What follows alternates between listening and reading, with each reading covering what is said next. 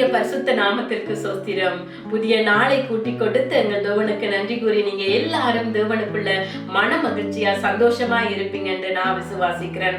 ஆண்டவராகிய கர்த்தர் இன்றைக்கு ஒரு வேத வார்த்தையினூடாக உங்களிடம் பேச சொல்லுகிறார். ரோமர் 13ஆம் அதிகாரம் 10ஆம் வசனம். அன்பானது பிறருக்கு பொல்லாங்கு செய்யாது, ஆதலால் அன்பு நியாய பிரமாணத்தின் நிறைவேறுதலாய் இருக்கிறது. என் அன்பான சகோதர சகோதரிகளே, அன்பானது பிறருக்கு பொல்லாங்கு செய்யாதா? நீங்க பிறருக்கு பொல்லாங்கு செய்ய மாட்டீங்க என்று நான் நம்புறேன். ஏன் தெரியுமா?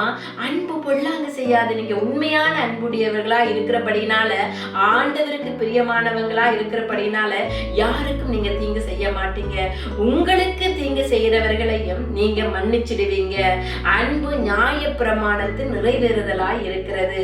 அப்ப நீங்க அன்புடையவங்களாக இருப்பீங்கன்றத நான் நம்புறேன். அது மாத்திரமல்ல, வேதாகமத்துல ரோமர்ல 8-9 வசனங்கள் சொல்லுது, ஒருவரிடத்தில் ஒருவர் அன்பு கூறுகிற கடனே அல்லாமல் மற்றொன்றிலும் ஒருவனுக்கும் கடன்படாதிருங்கள். பிறரிடத்தில் அன்பு கூறுகிறவன் நியாய பிரமாணத்தை நிறைவேற்றுகிறான்.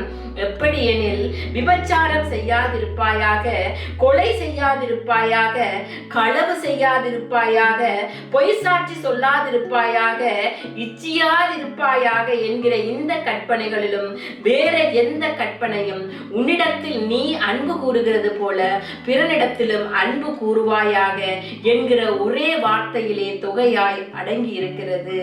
அன்புதான் நிரந்தரம். அன்புள்ள இருதயங்களை ஆண்டவர் மிகவும் நேசிக்கிறார். நீங்க அன்புடையவர்களாக இருப்பீங்கன்றத நான் விசுவாசிக்கிறேன்.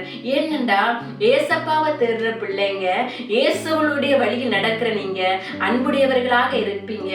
அவரின் சாயலாக மாறுவீங்க. வேதத்தை அதிகமாக தியானிப்பீங்க.